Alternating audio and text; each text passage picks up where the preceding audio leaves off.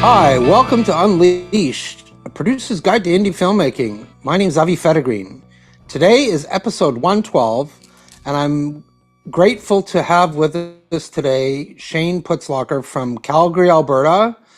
And Shayne and I go way back, all the way back to 2009, when I was producing my first or second feature, Hungry Hills in Saskatchewan. And that's where I first met Shayne, and we'll talk a little bit about that and a lot more. Welcome, Shayne. Thanks for having me, Avi. Hey, my pleasure. So, Shayne, why don't we talk about back in those days, 2009? You were second AD at the time on Hungry Hills and many other projects. And tell me what happened when you and I sat in your personal vehicle in That's the what I middle was. of Yeah. a very cold time in Saskatchewan, and the conversation we had and where you took your career from there. Well, I think that was my office at that time. It Yeah. was. That's what I was Yep. working on. That was funny because I'd been doing this. I started doing this job, or like just in the industry in like '98. I think I took that first set protocol set safety training. We actually met before once. You were a location manager. What the heck was that movie? I don't even know, but that was like way back in early Way 2000. back when. And then I was working on, as a PA and locations, and then got into the AD department on Corner Gas for all those times. And it was after the series had ended. You were there doing Hungry Hills, and I remember sitting there and I'm like, this freaking job, like it's crazy. And you're like, you should become a producer. And I was like, why would I ever want to do that? And yeah, you sat there, and I think it was like 2 hours. We were waiting. The shoot was going long. We were going into the night, Yep. and you were like, you should become a producer. That you've got it in you. And I think that most people, if they knew what it took to become a producer, they probably wouldn't do it. You know what I mean? It's all Mhm. sounds really good, but when you go through it, you're like, Jesus Christ, I should have did something else with my life. But at the same time, you love it. So yeah, thanks for that. My pleasure. And so since then, you stayed in Saskatchewan. You started Trilight at that time and had a few partners along the way, and then eventually moved to Calgary and started producing content and mostly features um, back in those days out of Alberta, but shooting a lot of those projects in Saskatchewan. Yeah, I was one of the victims of, I guess we call it the cultural massacre, when the Sask government, and we were doing some films there, old partners and I, and then when Sask killed their tax credit back in 2012, we had one show like in production, and so it was kind of one of the last ones done under the old system, and everybody was, moving of where they were going to go to Toronto or Manitoba or BC, and I just thought that I didn't want to be, I didn't want to move to a place where I was only worried about a tax credit. I wanted to really get out and start raising my own funds and do it, and I wanted a good quality of life. So Jeff Brenton was the film commissioner at the time in Alberta, and he flew me out to Edmonton. He's like, "You should move to Alberta." And I was, Edmonton or Calgary, and I love the mountains and I love the Chinooks. So I made the move to Calgary, and funny enough, I haven't produced anything in Alberta since I've been here, and I've been here for 15 years. Produced most of my stuff back in Saskatchewan, of all places, because they came up with their new system, Right. which, by the way, I will always say is one of the best systems in the world. Right. I really like Sask. So produced there and produced, all over the world. I think I've shot in 12 countries now, but the majority, and I've done 30 films now, 30 of them. The one that we just did not long ago was my 20th. I remember that, but that was a few years ago. Yeah. And yeah, so live in Calgary, but produce all over the world. And so, what have you picked up along the way in producing? I mean, you and I uh, have had many conversations over the years about the industry and where it is and where it's going and the trials and tribulations of trying to raise money and things like that. And tell me what life was like then versus what life is like now for you as a producer making films. Well, I think that all of us as producers, I would, I would argue with any producer that thought they knew exactly what they were doing when they first started, because you don't really know what you don't know. And so I was fortunate enough to have some mentors, and I started even in Sask. We did some of those talking dog movies, and some of those service productions that really got me thinking, or learning how to close banks and close everything, and realizing what international sales and distribution were. So I think it's the same thing. You can look back at that time. Well, at that time DVD was dying, so you could easily say, well, years ago it was so good because you had DVD or home video, and that time that was dying at that time. But looking back then, at least we had pre-sales. At least there was better MGs. You get a Lionsgate MG, or you get something out of Crave or movie channel out there, Movie Central at the time. Yeah. So I think that's been the biggest change, is working on, and we as a company don't really get telefilm, CMF, anything like that. So most of the films that we've been doing have all been from private money and leveraging that with tax credits. So I think that's what's changed a lot, is the security against the private is pretty much non-existent anymore. Right. Yeah. And how has it been doing? Because I'm now, and it's for the last, I don't know, 11 years or more, been doing pretty much exclusively private. You've primarily, I would say 99% of the films that you've done under Trilight has been private investment. How has that gone, as opposed to the traditional way, which, you and I talk at length numerous times about how messed up the traditional funding mechanisms are in this country. How do you find that the working in the with private investors, both on the creative side of your projects, and also, when it comes to recoupment and things like that? I would say on the creative side of it, it's kind of a dream, because nobody gets involved usually. Usually the investors are in the private sector. They trust the pitch that you've given them already, so I don't think they're looking to try to change your creative. So that part of it's been okay, because when you deal with public funds, there are a lot of people that want to get involved on the creative side. We weren't fortunate enough to, we applied many times, but we weren't fortunate enough to get telefilm or any of those. But I will say now that we did, I can say for the first time in my career, I don't think they've announced it yet, and I don't know when this is coming out, but we did finally get telefilm on a project coming up that's for the first time as a lead producer on something getting it. So I'm not going to bash anybody about that, because I feel like it's about time. Right. It is kind of our turn, but we've applied dozens of times and without getting it, and this would be the first one that we did. Right. So that, I've closed with telefilm on other projects, so I understand what that's like, but I know that this process, they were involved creatively, and they still will be, which isn't necessarily a bad thing. It's just the difference between that and the private sector is, they're usually trusting you to do that. The big difference, I think, on the private sector is, you put your investors number one. You have to, in any entrepreneurial business, if you have shareholders, stockholders, investors, you definitely want to take care of them. So it forced me to do deals differently. We can all sit there and say sales agents are crooks or distributors are crooks, but I had to not think that way and really understand, they're just running companies that are trying to feed their families as well. So you have to really get into how does their business work? What do they need to continue? Because we're not a sales company. We could be, but that's a full-time job.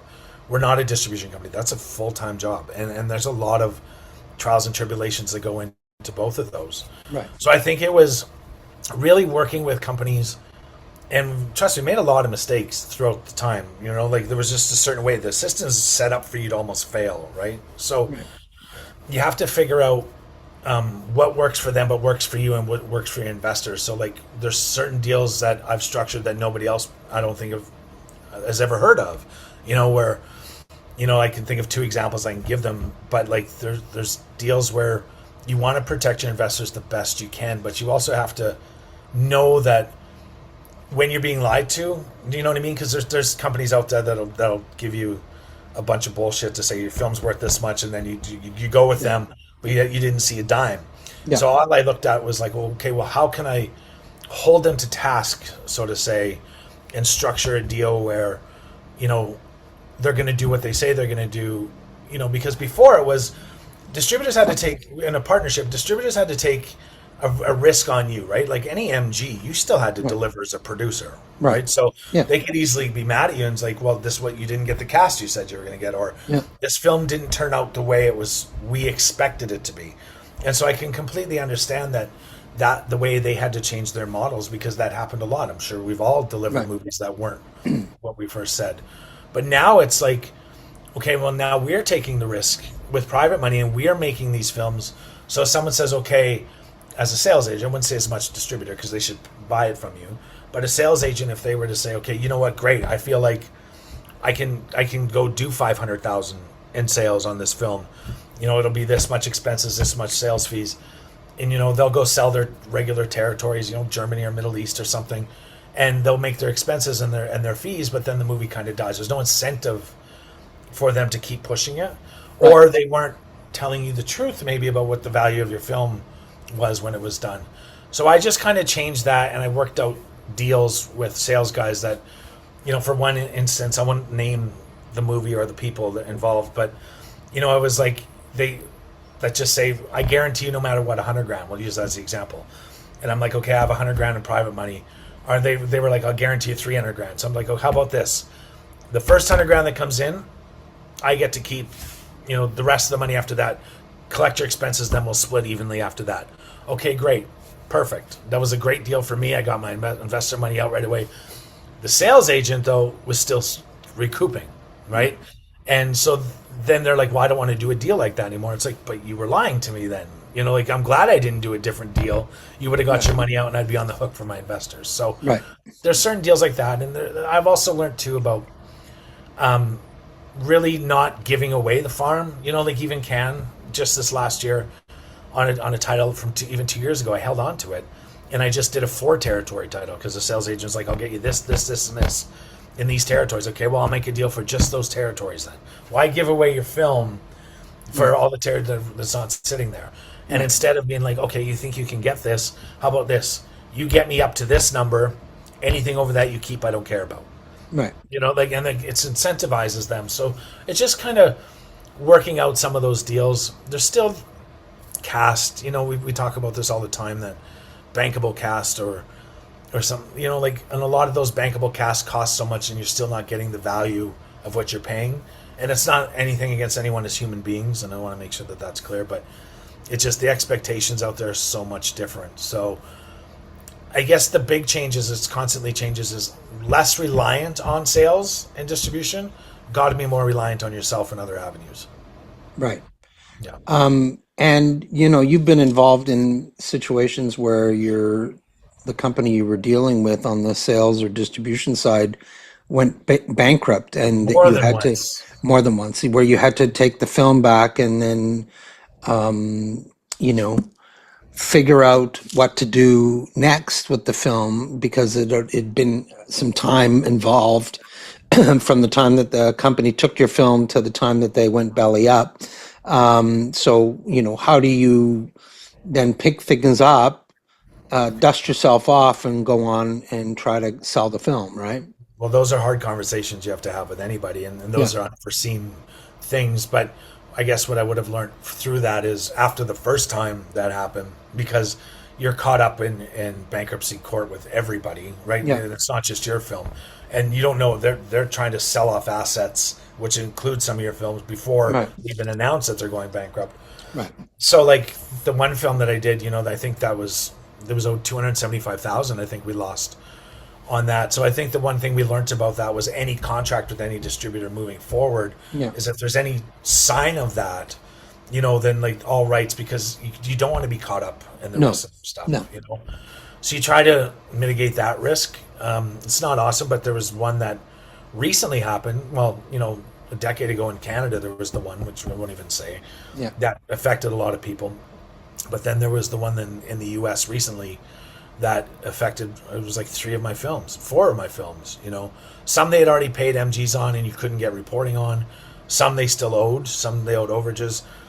So it's kind of like you look to see who's making those offers now, but it's hard. Like, you don't know everyone's books and where No. they're really, really at, because I do feel like it is a lot of smoke and mirrors in this whole industry sometime. You know, like, you could be running out of business but being like, hey, everything's fine, give me your movie, So all I can do is protect myself contractually, but it's not awesome. But then and if you're getting private money, that movie you owe your investor, for the lifetime of you, right, or your company. So just because you've delivered that once, like, sorry guys, too bad. No, it's my job to go get that movie, Right. get a new deal on it, and we were able to do that on Right. mostly all the circumstances.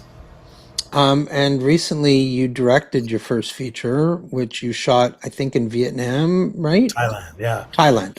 Well, Tell me about that experience of stepping out of, I mean, you were still a producer on the movie, but you had stepped into the director's chair for the first time, after, spending years and years screaming at directors, screaming at yeah, directors, including me. yeah. No, but I mean, what was that experience like, for you?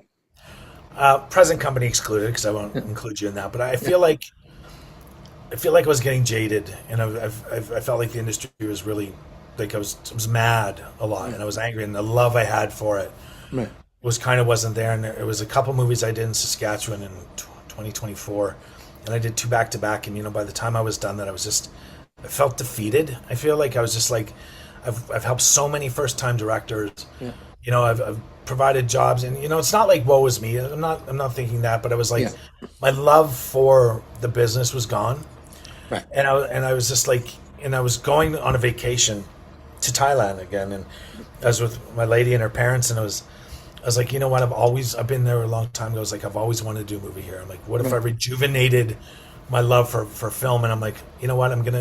If I want to be a better producer, because you always want to better yourself, yeah, I think I'm going to take the helm and direct, but really, really prep the way I expect a a director to director prep. to prep. Yeah, So I can sit there and say, and so moving forward, when I'm producing someone for a director, it's not just, because the producer said so. It's like, listen, actually went through it, and if I'm going to raise the bar to this, right, I expect everybody else to do the same. right, So what else could I do? I was okay. Well, let's make it as hard as possible. Let's go to Thailand and not go under the radar, but actually like find a co-producer, do it with the permits, do it completely proper. right, And I think I drove everybody crazy because it was so much work. Like to take, I think there was 12 of us that went from Canada over there, and it was not easy. You know what I mean? Like, there was the language barrier. There was always thinking you're getting ripped off. It just the work style was different. hmm, But and not just that, but I couldn't trust to get there and not think that there was a problem. So I wanted to make sure that we were so self sufficient right, that if the gear house didn't want to do it, or somebody abandoned us, right, we could do it. So we brought all our own gear. Our main actors, we did get lucky in some aspect. There were really good people there, so a lot of my fears were put to bed. But it was the most fulfilling professional experience I think I've ever had, and I love the movie. I've worked so hard, and you don't realize when you're in it. You look back at it later, and you're like, "Holy shit, we did something pretty amazing to do that." We were there for a long time too, and I prepped, I rehearsed with actors. Like, it just, you knew that inside and out, right. and it sparked. Avi, I can tell you, there was hard days, but it really sparked my love for making movies again. And maybe that's why my attitude changed after that, because I'm like, we did this amazing doc that we released ourselves. We just got telefilm. I'm directing another film coming up, and it's not like I'm jumping into only directing. It was just there was this one story I wanted to do, so I was like, I'll do this one. I have no plans after that to direct after this movie that we're doing in the Yukon. We do it in August. But if something comes up, great. But I think it's rejuvenated my love for making movies again, which I really, really needed after 25 And would years. you, I mean, from my experience of making Home Free, as a director, it made me a better producer Yes, because, I am a way better producer yeah, now.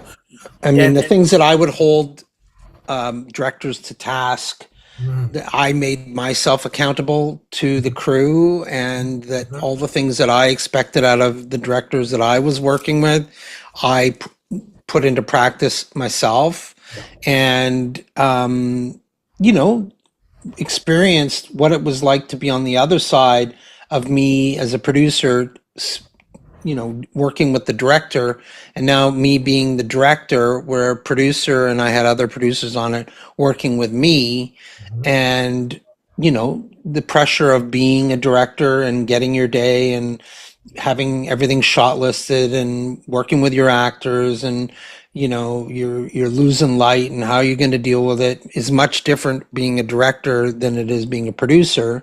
Absolutely. But it also made me a better producer for sure, no question about it. Uh, I couldn't say anything more than that. Yeah, absolutely. I just, you know, it, I think you can handle directors a little bit different as a producer now. Not to say that you weren't right about they should be prepping and they should be doing Right. that, Right. but just having a little more empathy probably for what they're going through at those times, and instead of too bad, get it done. It's more like I was always helpful for directors. I feel like I had to like groom a lot of first time directors. Like I did. So but you also tried to preemptively warn them about like this is going to happen if you don't do this. Right. Where maybe now I could look at being like, let's do this, because I know this is going to happen, but just do it differently.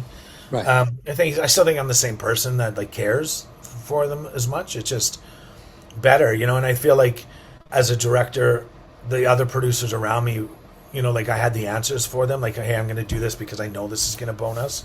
But it's easier to say that when you're doing a different job, when you have the experience in one of the jobs, like being a producer.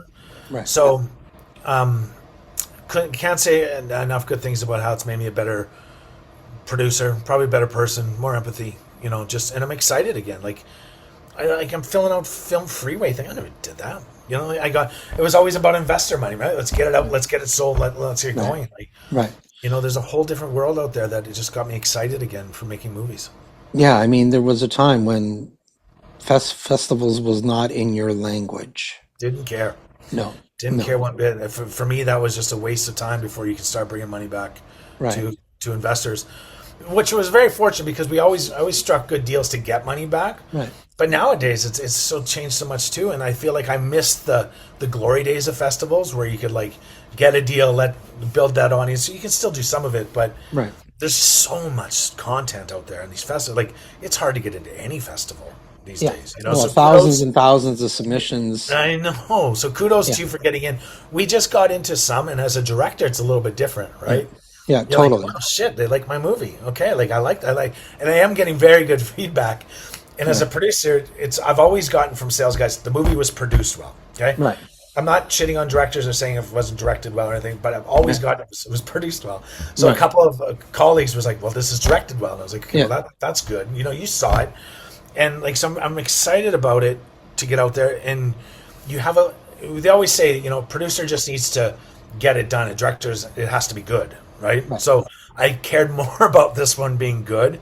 Care about all your films being good, and I'm happy I did every film. But I haven't made some of the best films as a producer, Right. And I definitely didn't want to not have a good film as a director. It was Well, really and important. I made the decision to travel to as many festivals as I could of the I can see why now. 48 plus film festivals that my film got into. And as a producer going to festivals, nobody cares about you.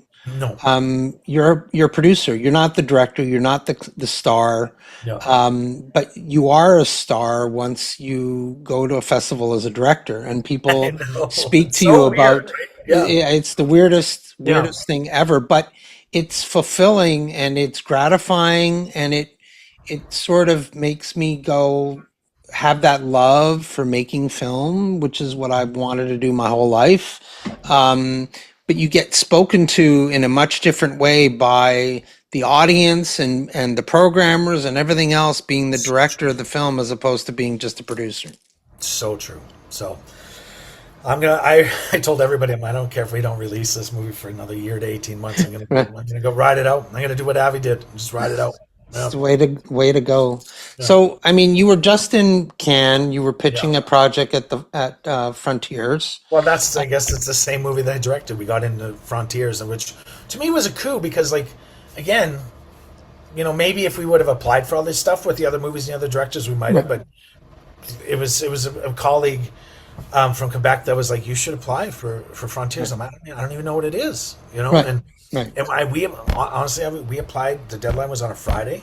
We applied on a Friday, and Monday morning I woke up and they had already said we want it, and I was like, holy shit! And it was like, so great. So I'd let everybody know, and we weren't going to go to Cannes, but I wanted to have that experience. So we did a Right. big marketing thing there and Right. spent some money and had our main acts all over the place, and we got a lot of good buzz, and we were picked up by France 24, and they wanted a piece of the movie so they could play it in on air, just for that, and we just wanted to ride that momentum. So I had fun. We had fun pitching. It is what it met some new filmmakers and great filmmakers. What did you get out of the market? Like what I got out of the market is that we're in free for all. But it's no different than what it's been if you really think. We always try to stay ahead. Like, to me, it's how can I say this without just hurting everybody's feelings in the filmmaking world? I mean, let me tell you my experience. Okay, first. yeah. So I had probably close to 80 meetings while I was there, and most of them were with sales companies, and they were telling me that buyers were not interested in paying MGs, that they wanted to do straight deals. Yeah. Okay, sorry. Keep going. Way more than ever before, and that everybody is worried and risk savvy about, they don't know what's going to work and what isn't going to work anymore, and they don't want to take the chance financially to put a big dollar amount on something for it to fail, like many titles seem to be failing when it comes to indie film. Obviously, with the recent success of Backroom and Obsession and things like that, which are lightning in a bottle, in my opinion, the market is on the down as far as people paying MGs. Yeah, so I feel like that's for us. We've been living in this world for 4 or 5 years already. Right. So straight distribution deals are something that we would turn away. Not even just because of that, but the reporting is a problem, right? Like, Yeah, it's just a totally. problem. Yeah. So there's still. Although I know one distributor who reports regularly. You report the best, I will say. The handwritten checks, I love it. They're a pain in my ass to go deposit, but I love it. I would say that, we still had a couple deals, but I guess that comes back to my whole sales agents are important, but it's the sales agents with relationships, because I can think of 2 right now that actually did cash deals on my stuff in Cannes. Okay, so I know that there are some, but I do feel like if I would have, that one scenario where if I would have gave it away 2 years ago, nothing. I would have been told this it needs to be the right time. You have to hold your rights as long as you can. Piecemeal it off. Like the one deal, it was a German deal for a title from 2 years ago, and it was 15 grand. Okay, I can say that, and that's not a lot of money, but out of Germany right now, that's a lot of money. Anyone that's giving you money or offering you money, like right now, clap it up. Yeah. But to your point about Backrooms and Obsession, and I just went and saw Backrooms. I had no idea what it was about, but my kid wanted to see it, and I didn't know it was as scary as it was. Yeah. Part of me is like, yeah, you're right. Lightning in a bottle. YouTube's different. The studios are going to look at who's got followers and what they're building. That should be exciting for some people. Right. I can see where you're coming from, where it's like, well, that's not the model that I've been working with. That's not what it's not like you're going to start a new YouTube channel tomorrow to start trying to come up with the next interesting thing. So in 10 years from now, someone's going to give you money for it. Yeah. But Avi, you do genre. You have a genre label. Yeah. For an example, like The Wrath it's a genre movie. We have something in there that's kind of cool, so I'm having fun with it. Yeah. So whether I hire a bunch of people to dress up as the main acts and send them all over Cannes, Right. or we're doing it during the World Cup. I just sent some costumes out to Toronto and Vancouver because we're doing the same thing with the World Cup. We're building a Roblox game for it, so it's opened up that we're actually doing you have to find different ways to make money with your stuff. Let the festivals go, and I'm having fun doing that. But if you have the right product, you have to start thinking about a different audience. And YouTube is there's no question audience, YouTube right? has got a And massive so, audience, but making for sure. money, and so and I know in Canada we can't make money on TikTok like you can in the US, Right. but you have to start promoting yourself. And you just, like, my whole team's changed. It's not as much about line producers and business affairs and accountants. It's marketing and socials, and it's not just, well, we're doing a movie, so let's do a little bit of behind the scenes. No, you have to do so much more now, and you have to try to hit that younger crowd, and you have to, on movies you can't afford to, you don't have the kind of money to fail as many times, but on marketing you do. right? Because you can't make a movie for 20 grand, but you can spend 20 grand on different marketing ideas. Right. And that's what's exciting to me, is that we're just trying. We're throwing everything against the wall Right. to try new stuff. And it's cool to do that before you make a project, sure, to try to get word of mouth, to try to get financing. But it's a lot cooler if you've actually got a project and it's done. And now you're really trying to do something with it. And especially if you don't, like that movie wasn't financed with a lot of private. There was some, but the private that's involved in it isn't like get out and get it to a sales agent right away. I have the leeway to play with it a little bit. And that's what's fun. That's what's exciting, is we're doing really cool stuff. We're building, we shot so much found footage style stuff right now that we're just going to start dumping it. And you get, and it's not just about how many followers you have anymore, it's about watch time, right? Like even TikTok, I started a consulting company and we did one boost and it was like 14,000 views. I don't have 14,000 people that watch my movies. Right. Do you know what I mean? So like that's been interesting. Self-releasing's been interesting. Yeah. So I find the doom and gloom is there in that traditional way, absolutely, and I agree with you. But if you have to adapt and you have to move, and I know it's easier said than done when you're dealing with private money sometimes. But you and I both deal with private money, and it's getting harder and harder because so many people have been burnt on it.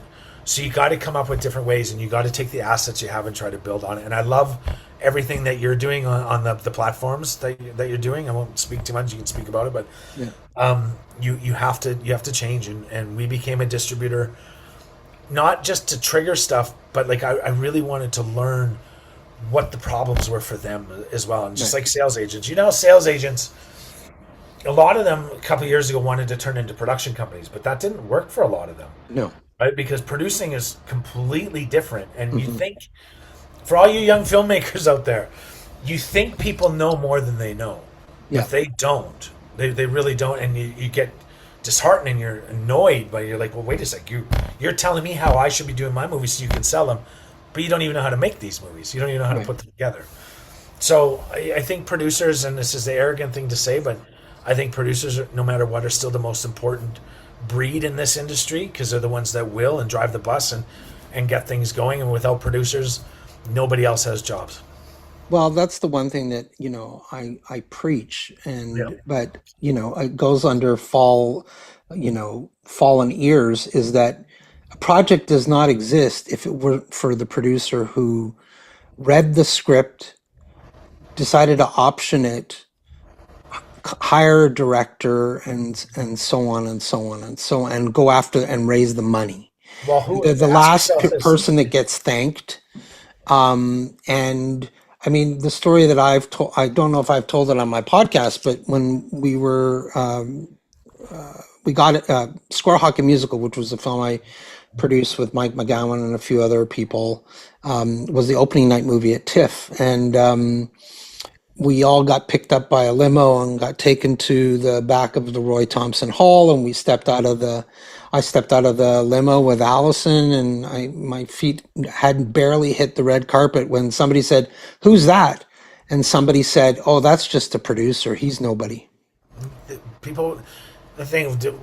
I know that some of us got into this industry to get more recognized, but I'm so used to that now. No, for sure. Yeah, I mean, but it was a wake-up call to basically justify what I had thought previously and what I think to this day, which is, without the producer, there is no movie. Well, think about it. Like, that's probably why a lot of, especially the good producers that have done stuff, have a bit of a chip, right? Like, we're like, I don't have time for this, or I'm not dealing with that, because what that's like. Yeah. But think about it. If there's no producer, there's no movie. Yeah. So everyone can say, well, I could just go do it. Well, then you're the producer. Okay. So distributors don't get product without producers. Sales agents don't get product. Buyers don't get product.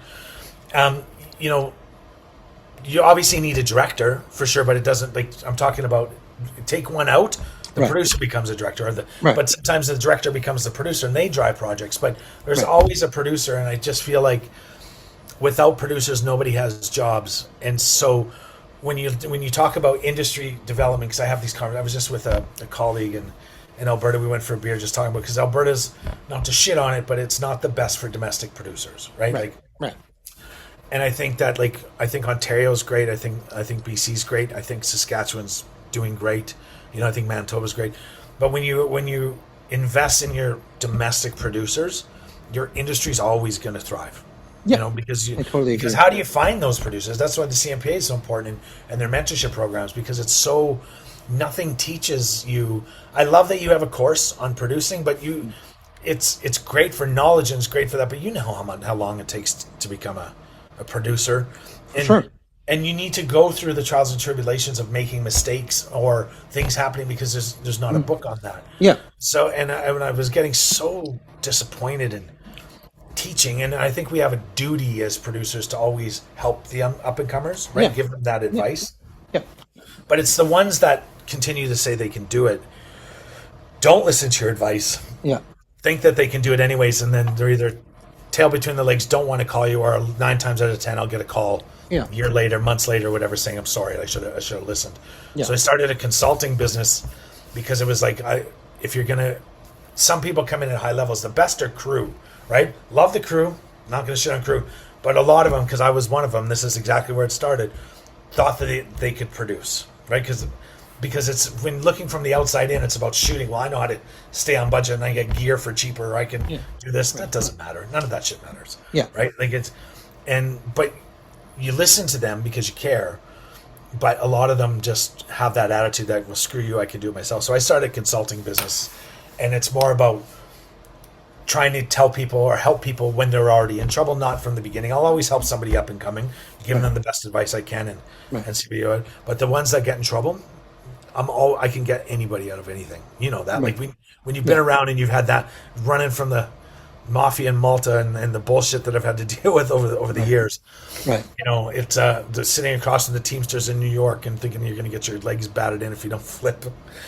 There's just been too many experiences where you don't get that experience unless you go through that experience. No. So No.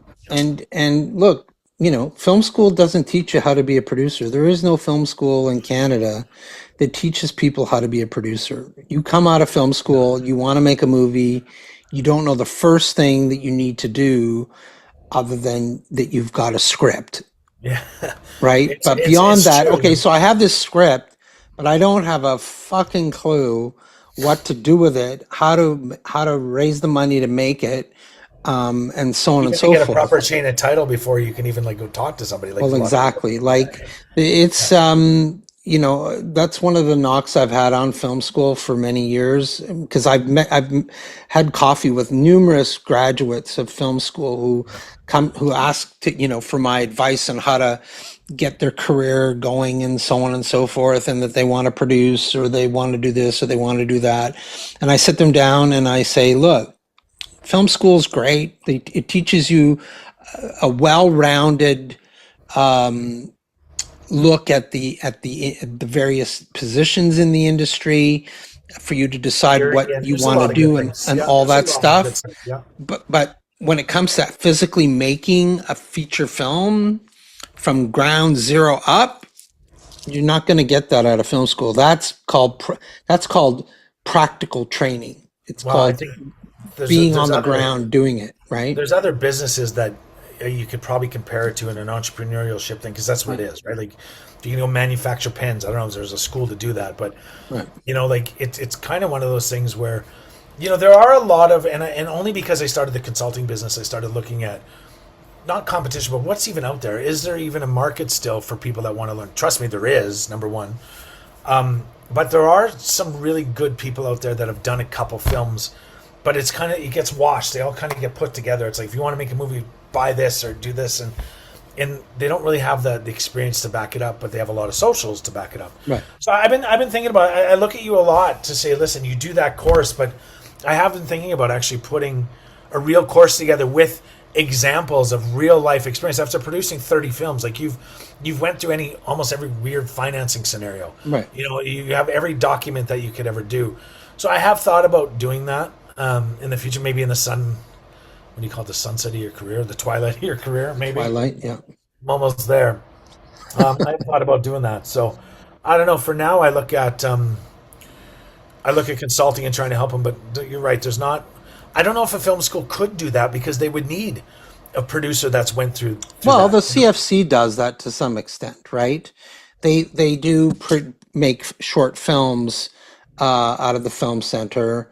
They used to do some features as well, but it teaches you.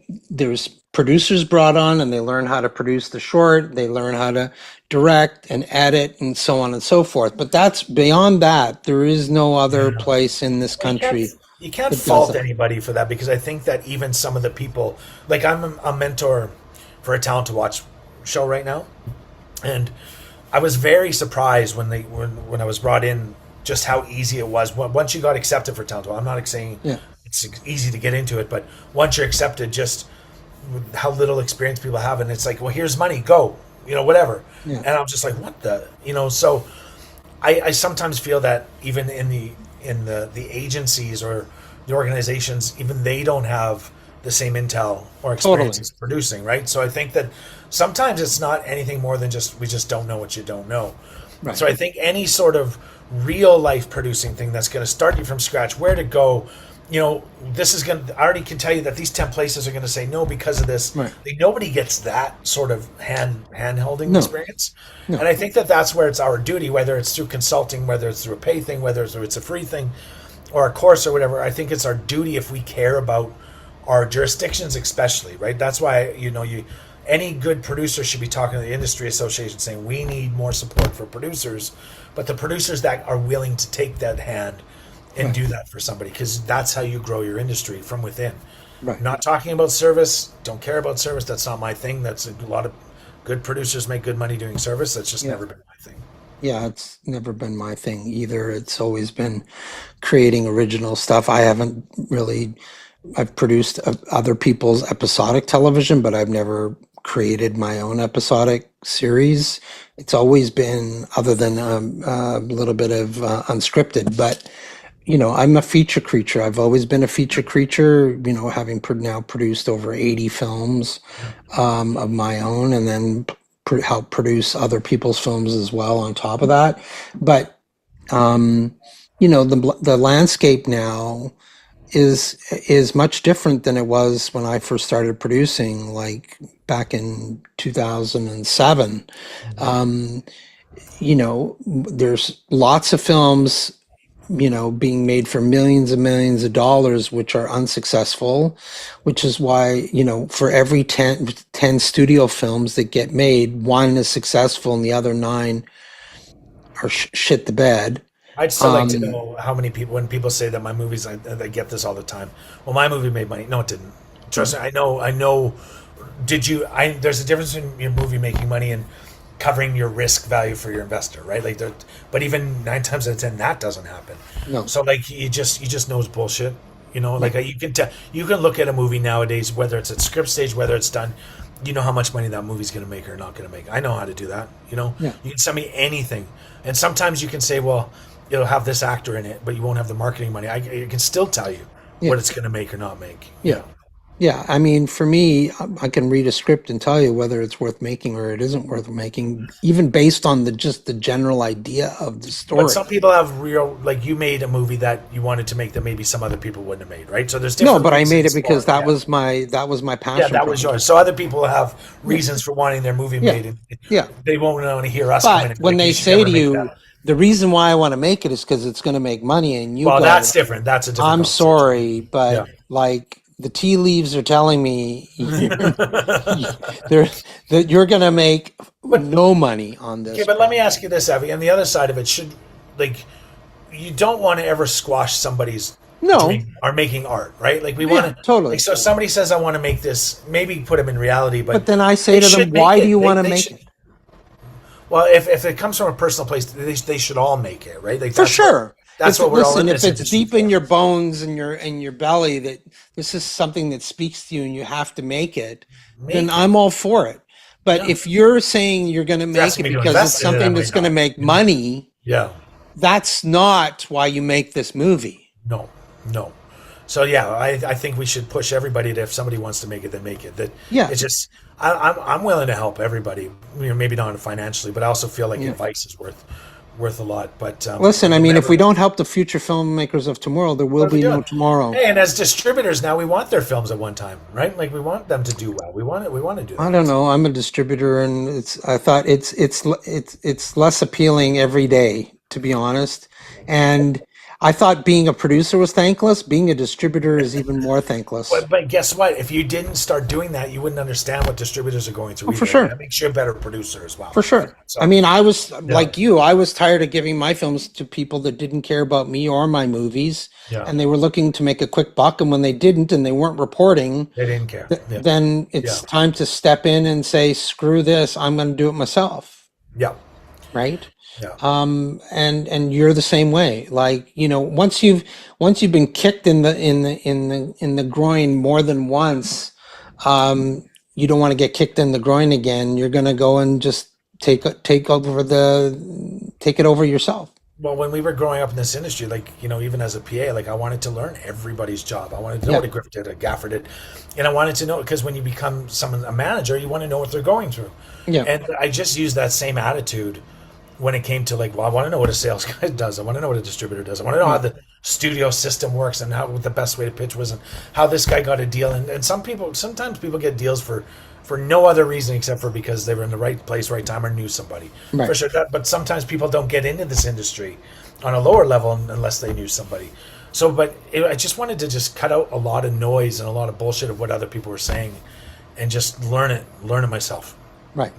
Yeah. And what's the important things that you've learned from that That process? nobody's coming for you. You got to take if you can't control every single thing and that's not easy to do. And there's some movies I can't still, Yeah. but you need to take everything. You need to become your own studio. You don't have to be Universal. You can Right. just be Shayne. Okay, you can just be Trilight, but you need to be able to create your own world. So that means if you need to, like I said that when we did that Sideways documentary, I'm like, we're Right. fucking Avon. Like we'll go door to door. Let's bring our scale down to Right. what we're doing because our budgets are lower and everything, and let's sell it directly, or let's just start from this little piece of the world out there. And Right. knowing that and if you think like that, you can control it a little bit better. Like you don't Right. need this big deal. You don't need, well, I just need this one person to say yes. Like and I come back to telefilm, for 17 years I've been applying for telefilm, and this Yeah. is our first year that I got it. Right. And that does not to say that that's not still part of your model in a business. You Right. apply for it every year. You just do it every year because one year it'll go. But I'm not relying on feeding my family with that. No. So like you gotta change your business model. Right. So I just that's what I would take away is you can't rely on anyone.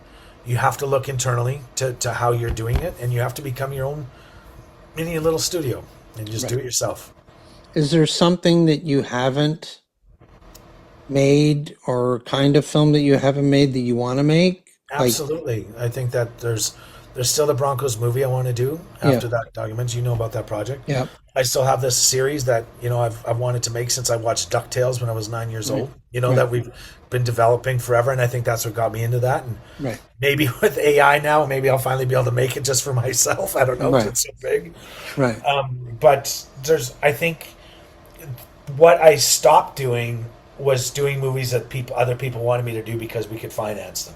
right. I'm only looking at movies that I really feel like I want to make, and I know a lot of people say that, but I didn't practice that. And if Yeah, I only made out of the 30 films I produced, if I only made the ones that I really, really loved, a handful of them. It was a right, lot of for other reasons. So now, like the next one we're doing was important to me. I want to make that. The Wrath was super important to me. I want to make the Wrath Part Two. right, I want to make the Broncos movie still. I've still got some other ones in development, like Charlie is a huge one. Nick, right. directed that short, and I've been trying to get that feature going. So it's like for anybody out there listening, like it's not like we just pick it up right away and get something produced. Like Right. there's obstacles for all of us. So there's ones that we have on the shelf that we haven't been able to produce yet, and then there's ones that for some reason you can put it together. I'd be interested to hear your take on this thing that came out of Obsession about how the film has made $250 million, and one of the crew members, the art director, spoke up publicly about, she got paid $300 a day, had to drive her own car, and so on and so forth, and that, the filmmakers walking away with a big payday, and the crew that helped make the film aren't reaping any of the rewards from that. I'd be Why would interested you to ask me hear. that question? Me of all people, you would ask that question to. No, I I have my own thoughts on it too, and I mean, my thoughts are is that we go into making these films hoping we get our money back, hoping, praying on our knees Yeah. that we get our money back to make the films. And there's no guarantee that any film that gets made doesn't matter if it's an Avengers movie or if it's the littlest hobo movie or whatever it is. There's no guarantee that that movie is going to be successful and make It's not, money. no, but at the same time, somebody to make, and I did read that. So she made Yeah, $6,000 or $7,000, and I don't know how long the movie took, yeah, and whatever. And I would say this: somebody went and risked even being able to give her 6 or 7 thousand. Not to yes, say she's not worth as a human being and everything, yeah, and she worked really hard. But I yes, would chalk it up as two things. I would say this: just like how I learned that a distributor went bankrupt and I didn't get any money. yeah, I would look at it as like, if it's really important to you, take it mm, as a learning thing and be like, okay, on the next movie you do, work your deal out differently. It's like, right, hey, if this movie does do good, I want to make sure I participate in that. I would say right, that anyone has the ability to do that. Then it's right, up to the producer, or whatever, to do I right, want to do that. I listened to your other podcast, and Kate Crow was on there, and she was yeah, talking about maybe there's a way to do some back end with crew or anything like that, right? yeah, Like you do with actor or anything like that. So I would say to that production designer, use that as an opportunity. But I can tell you, when someone goes out there and says and is shitting on somebody else's success, like, well, I deserve more, and it now becomes woe is me, and that, and to be like, well, I'm telling you, if I'm hiring next time, I might not be like, right. I'm not going to like, go out why of my way to go but and if interview I was, you. if that same person came to me and she's like, I want to design your movie, I'm like, God damn, great. Like, you just did Obsession. And Yeah, if she said to me, listen, if it grosses this, or can I have a piece of this back end, as a producer, I'm like, absolutely. You contributed to the success of that yeah, movie. I want you on my team, yes, like, for yes, sure. But for if my sure. budget's the same, I can't afford to pay you more. I'm sorry, but Yeah, that's just the reality of it. But if you want to ask me for something because that happened to you right. before, I am so sympathetic to that. Absolutely. Let's start negotiating. So I like, it's two sides of it. The other side too is that the movie tanked and the investor didn't even get the money back that they paid this person to do the job. Are they gonna ask them? Can you? Hey, I didn't make any money. Can I have some of my money back? No, that doesn't work No, that way, because no. someone's services were paid for, and Yeah, that's what it is. So I don't think that someone should be penalized or look bad at. So for this director and these producers of Obsession, first of all, I watched somebody else do something online where they cut down what they actually thought the producers made at the end, because we both know, right? Like, after exhibitors and marketing and fees, and it's still good for the director. Absolutely, right. his ticket's good for the rest of his life. It's not that same amount. So part of me also knows sometimes when crew is a little pissy, like, you could show them a report just like how you show a report to actor. They never believe you anyways. Right, And it's just like, no, but I'm telling you the truth. It's not like right, that. right. So I don't know. Thanks for putting me on the spot with that. I hope nobody hates me for that, but I would say use that as an experience to negotiate your next deal, for Yeah, I sure. mean, and I completely support your response to that Yeah. question. I have the same response, 100%. No, you didn't. You just stole mine. No, Just that's kidding. not. Just kidding. I'm just We're kidding. back in the saddle again there, Yeah. Shane. Is there, so, we're coming to the close to the end. Yeah. Why don't you tell people, I know you briefly touched on it, but what's coming up for you, and a film or whatever that people should look out for out there in the real world? Okay, we got a lot going on right now. Okay, like, I'm going to start with Sideways documentary. www.sidewaysdocumentary.ca. You can still rent it. We're doing something really cool with the fire department. We're giving it out exclusively in their fire halls all through the Why don't you summer. tell people what Sideways is about? Sideways is about the 1986 Swift Current Broncos, that bus accident that happened, not the Humboldt one, but the one where Graham James was the coach of the team, and he wouldn't let anybody get any mental health support because he was so worried about someone outing him for Sheldon Kennedy and the sexual abuse that happened. Joe Sakic was on that team. Had been trying to get something going with that for 12 years. Super, super proud of that doc. So it's still available, distributing ourselves. We did really well with it. We're doing cool public screenings. We have one on the 15th if you're in Calgary, actually in Airdrie. Look for it also this fall everywhere. The Wrath, we finished that. We were in Cannes, we were in Frontiers. That was my directorial debut. It's about two documentary filmmakers that go to Thailand to document the true folklore Thai legend of the Maniac. Obviously, it all goes to shit because that's what horror movies do. Yeah. The next film I'm doing is called Bellows River. We're shooting in the Yukon. won't really talk about what that's about, but it's another thriller. So I'm in casting right now. I'm in crewing right now. It's a full on prep.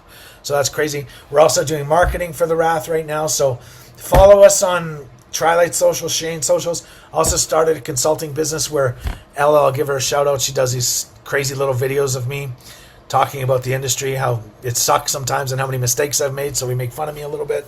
That's Right. called Real with Shayne. Right. So we've got a lot going on. And the telefilm movie. So the telefilm and I think they're announcing it soon, but we just got it for a movie called Moose Jaw. We're shooting it in Saskatchewan. A terrific writer-director, Melissa Puente, from Saskatchewan. About 2 Mormon girls that end up accidentally killing somebody. So we're doing a lot. This is probably the busiest time, but I'm really excited. And so as much as I know we want to say the industry's dying and it's dead, try to find those positives, I would say, that's out there. And keep up what you're doing as well, Avi, because remember, I want to share some titles with you when you launch. So there's always business to do. There's always business to do. Yeah. Mike, if you're there, do you have any questions for Shayne before we sign off? No, but I would say that when I hear you tell that story about the person who yells at you that you're only the producer, what do you say to that person? Did you confront that person? Only did the not. producer? I did not. It's water off a duck's back. Not even close. You just You just move on. Just move on. I think I'd kick him in the nuts. And then eventually drown your sorrows in a bottle of scotch. Jeez. Okay. Taking notes over here. Shayne, we're like brothers. I've known you forever. I'm glad you've had the successes that you've had, the experiences that you've had, good and bad, because the bad always turns into a good in some way, shape, or form. And I'm proud of you in all the things that you've done. And I'm glad I get to call you my friend. Thank you for being on this show. Thank you for everybody out there listening to Unleashed, a producer's guide to indie filmmaking. This is episode 112 with Shayne Putzlocher. Thanks for joining us, and we'll see you next time. Thank you so much.